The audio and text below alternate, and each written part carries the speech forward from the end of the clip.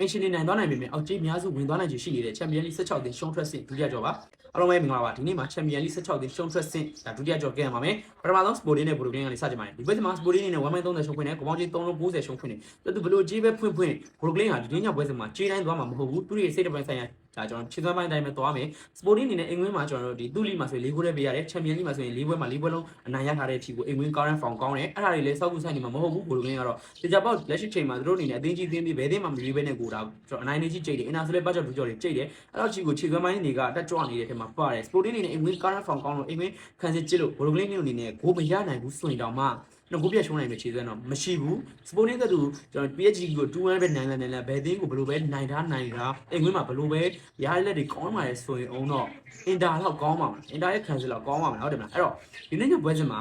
ဒီကြပေါ့ဘူလိုကလင်းတို့အနေနဲ့အရှုံးတွေ့သွားမယ်ဆိုရင်တော့မှနှစ်ခုပြတ်တော့ရှုံးကန်မှာမဟုတ်ဘူးသူတို့ရဲ့စိတ်တပိုင်းဆိုင်ရာရာနဲ့နှစ်သင်းလုံးရဲ့ဂျားထဲမှာဂျားဝဲမကန်ရတဲ့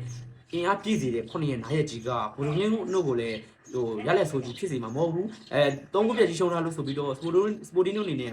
ဟိုဘယ်လိုပြောမလဲဒီ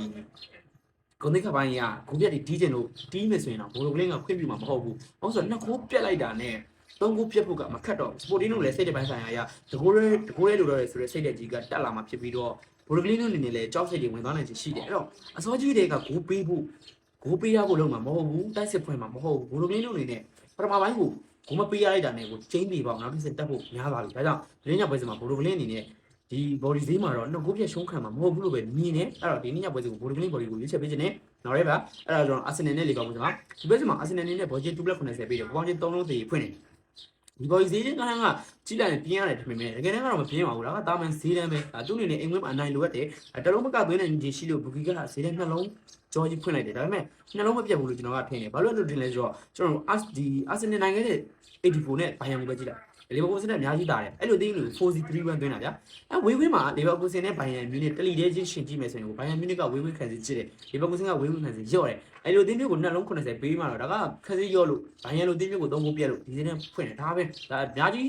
တွေးစရာမလိုဘူးအဲ့တော့ကြေးပြင်းတော့နိုင်မှာလားဆိုတော့နိုင်မှာဒါပေမဲ့ကြေးအောင်နိုင်မှာလားဆိုတော့မအောင်နိုင်ဘူးဘာလို့လဲလဲဆိုတော့သူတွေးခဲ့တဲ့တင်းတွေသူနိုင်ခဲ့တဲ့တင်းတွေဒါလီဗာပူးဆိုတော့ဒီဘိုင်ယန်မြူနစ်တို့84တို့ချယ်ဆီတို့ဘယ်တင်းကိုနိုင်တဲ့တင်းတွေကိုသွားကြည့်လိုက်သူနဲ့သူပြန်ကိုပြန်တိုက်တဲ့ကစားကွက်တွေကျွန်တော်ဒီအဆွဲကိုအားကိုးပြီးတိုက်တယ်ကျွန်တော်ဒီဘယ်တော့မှညာတော့မှနေအားကိုးပြီးတိုက်တဲ့အသင်းကြီးဖြစ်တဲ့အတွက်နှစ်သင်းလုံးရှင်တဲ့ကောင်မှာဒီစာကာတို့မာတင်နယ်လီတို့ဒီလိုအဆွဲတောင်းမှန်းဟိုကစားသမားအမြင်နဲ့ကစားသမားတွေရှင်တဲ့ကောင်မှာဖက်ကမလုံနိုင်တော့တာပဲကျွန်တော်ဒီမက်ဆီဂျီကိုကြည့်လိုက်ဒိုကူနဲ့စီမီနိုကိုအားကိုးတယ်အဲကျွန်တော်ချဲဆီကိုကြည့်လိုက်နက်တိုတို့ပါမာတို့ကိုအားကိုးတယ်ဒီအာဆင်နယ်ဆိုလဲကျွန်တော်စာကာတို့ဒီကျွန်တော် net ဒီ sorry စာကာတို့မာတင်နယ်လီတို့ဒီကအဆွဲမှာပြေးတန်တဲ့ကစားသမားတွေကိုအားကိုးပြီးတော့တို့အနေနဲ့တိုက်စစ်စင်တာဒီပရီးမီးယားလိအသင်းတော်တော်များများကဒီလိုပဲအသင်းကြီးတွေကတော့ဒီအဆွဲတွေကိုအားကိုးတာဒီမန်ယူဆိုလဲကျွန်တော်ဆက်စကိုတို့မဲပူမိုတို့တကယ်ကိုအဆွဲမှာပြေးတန်တဲ့ကောင်တွေကိုအားကိုးတယ်အဲ့တော့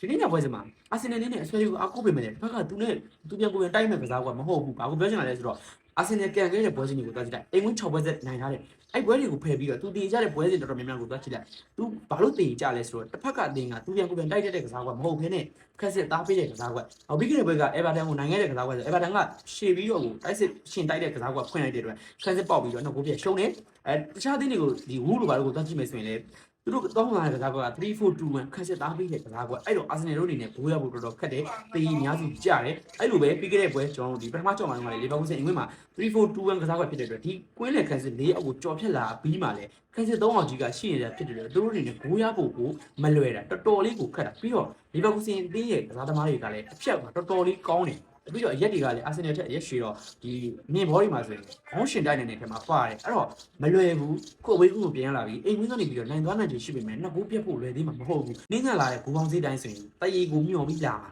ဒါလို့ဆိုတော့ penalty ဆွဲသွားခြင်းတော့အဲ့တော့ဒီနေ့ညပွဲစဉ်မှာဂိုးအောက်လည်းကြိုက်တယ်ဒီဘက်ကစီဘော်ကြီးလည်းကြိုက်ပါတယ်နောက်ရဲပါအဲ့တော့ကျွန်တော်တို့ Man City နဲ့ကျွန်တော် Real Madrid ပါဒီဘက်မှာကျွန်တော် Man City နဲ့1.60ရှုံးခွင့်တယ်ဂိုးပေါင်းကြီး360ရှုံးခွင့်နားပါတယ်မန်စီးတီးအနေနဲ့သူ့အိမ်ဝင်းကနေပြီးတော့3နှစ်ဆက်ဖွင့်လာတဲ့ဈေးတန်းတစ်ခုမှာကြီးအောင်ခဲ့တာဆိုလို့ 4C ဆိုတဲ့ prime time တစ်နှစ်ပဲသူတို့အနေနဲ့ဒါ Real Madrid ကိုဂိုးပြတ်ခဲ့တယ်ကျွန်တော်ရှေ့2-3နဲ့မိနစ်ကရှုံးတဲ့နှစ်မှာလည်း Man City ကြေးဖွင့်နေမရဘူးအဲ့ရှေ့မှာလည်းကျွန်တော်ဒီ penalty ရောက်တဲ့နှစ်မှာတော့လည်း Man City ကပဲ1 play assist လို့1တီလို့ဖွင့်နေမရဘူးရှုံးနေကျွန်တော် Real Madrid ကပဲကြေးအောင်နေအဲ့ရှေ့နှစ်2023 4C ဆိုတဲ့နှစ်တက်နှစ်ထဲတာသူတို့အနေနဲ့ကြေးဖွင့်ပြီးတော့ကြေးအောင်ခဲ့တာအဲ့တော့ဘာပြောချင်တာလဲဆိုတော့ ဒီနှစ်သိန်းကအင်ဝင်ဝေးဝင်တွက်လို့မရဘူးနှစ်သိန်းလုံးက9နှစ်ဆက်ရှိပြီ40ဆုံလာတာအဲ့တော့ဒီကွင်းတွေကိုစိမ့်မနေဘူးတော်သူပြိတ္တအားမကလို့ဘာကြီးရှိနေရီမက်ထရစ်ကဒီကွင်းကိုခက်ခဲတဲ့အထက်မှာမပါတာဖြစ်တဲ့အတွက်ဒီနေ့ညပွဲဆက်မှာလည်းခက်ခဲဦးမှာမဟုတ်ဘူးရီမက်ထရစ်နေနဲ့3ခုပြတ်နိုင်တာတယ်ဒီနေ့ညပွဲဆက်မှာ2ခုပြတ်ရှုံးသွားလဲနောက်တစ်ဆင့်တက်တယ်ဆိုရင်လည်းအတင်းကြီးတွေမှာဂုံးသိက္ခာပိုင်းဆိုတာရှိတယ်ဂုံးသိက္ခာပိုင်းကဟိုသူ့အိမ်ကိုယ့်အိမ်ဝင်ဆိုတာမျိုးရှိတယ်ငါတို့အိမ်မှာငါတို့ကဂုံးပြတ်ပြီးနေတယ်လို့မင်းတို့အိမ်မှာလည်းငါတို့ကမခတ်ဘူးမင်းတို့အိမ်ကဘယ်ကစားသမားငါတို့ရဲ့အိတ်ကထဲကိုကောက်ထည့်သွားပြီဆိုတော့လေတိုက်ချင်းတွေကပွဲပြီးတက်တော့မှတောက်လျှောက်တွေ့ရတယ်အဲ့တော့ပြောချင်တာက